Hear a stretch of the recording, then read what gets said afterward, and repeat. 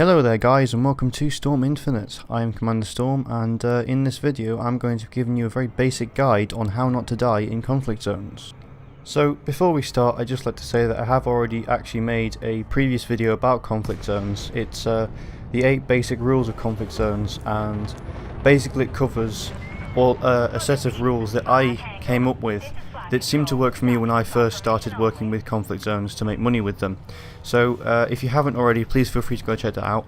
I'll leave a link in the description below, and I'll leave a little card in on the video as well. But if you've already checked it out, then let's continue. Okay, so you've watched the 8 basic rules, you've found the ship that you're comfortable with, and scripted it the best you possibly can. Now all we have to do is put that theory into practice. The first thing that you need to do is find a system with conflict zones in it.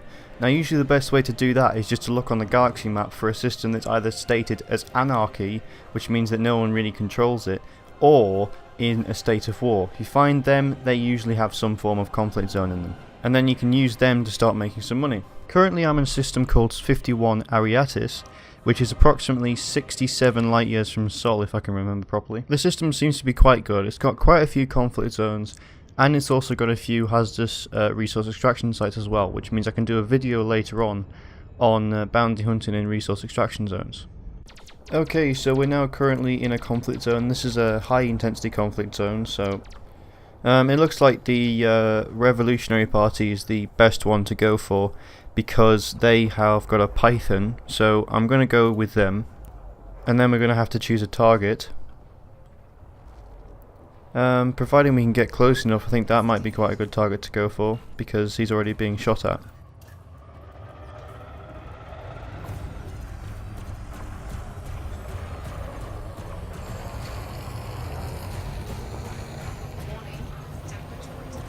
Okay, so we're just going to deploy heatsink, make sure we don't get too hot.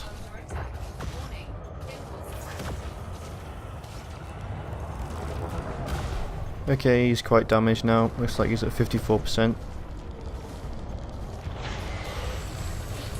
There we go.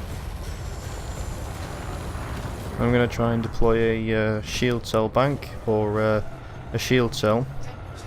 I don't know whether or not I can actually get it to work in time, but hopefully I can. There we go. There we go, that's the second one I've deployed. I think I might deploy another heatsink, make sure that we've got enough. Looks like we're going to lose shields. Yeah. We're being attacked by multiple targets, that's why we lost our shield. Come on, we should be able to get this one down. Oh, his shields have gone up.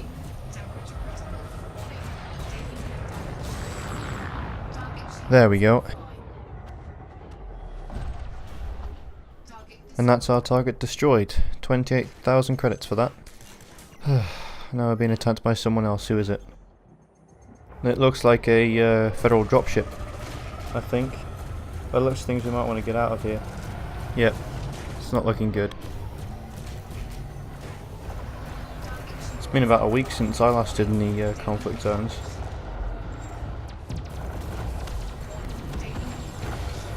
Oh, we seem to be holding quite well. I think he's losing quite a bit of health.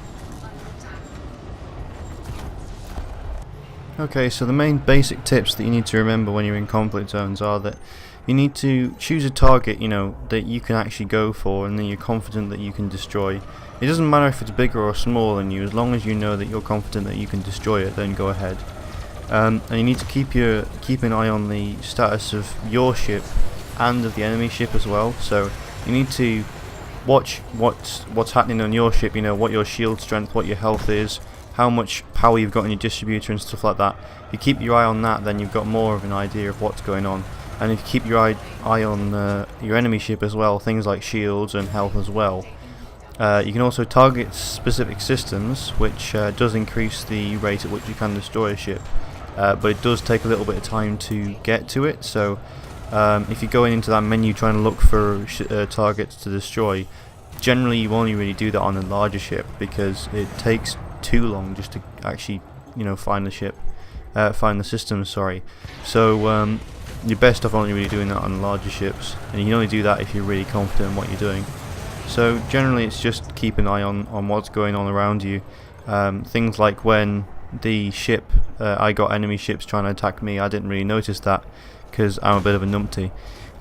So you got to keep your eye on your surroundings as well, because if someone else is targeting you, you need to know how big it is to determine whether or not you're going to be able to destroy the ship you're already targeting. Because if you're not, then you need to get out of there as soon as possible. Just reduce the risk of you actually losing your shields and losing your health. You also need to choose weapons that you can actually power.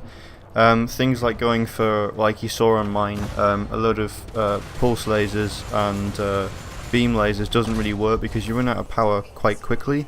So what you need to do really is kind of distribute the types of weapons that you use evenly. I'd say go for, if you were in a Fer-de-Lance, 2 beam lasers and then the rest of them low power weapons, things like multi-cannons and cannons, things like that. Or you could use the frag cannons and stuff like that, I think they're called that, because they usually work quite well.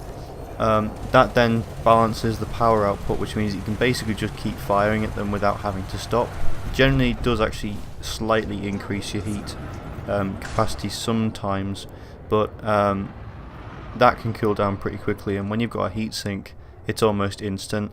So you need to basically just balance that. You notice in the first video I lost power very quickly, which meant that I couldn't actually put as much power or damage into the ship that I wanted to over the time. I had to kind of wait for a few seconds for it to recharge and then keep shooting, and that's not very good when you're in a situation where you're getting shot at constantly, because you notice my shields went down quite quickly.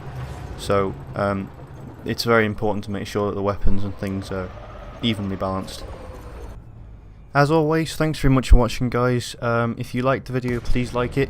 If you know anybody that also is into Elite Dangerous or could watch this video, please feel free to share it. And if you want to see more content, then please feel free to subscribe, because it really does help the channel out. We also have other social media as well, like Facebook and Twitter, so if you want, please feel free to follow us on there, and we'll keep you up to date with the latest videos and things that come out. Please feel free to tell us what you think. You know, if you prefer shorter videos, then let us know. If you prefer a longer, in-depth video, then let us know too. Or if you like a bit of both, then we can also do that as well. So feel free to tell us what you prefer, what you like, what you dislike. Your comments are very much appreciated, and I'll always try and reply as soon as possible. Thanks very much for watching, guys, and we'll see you in the next video.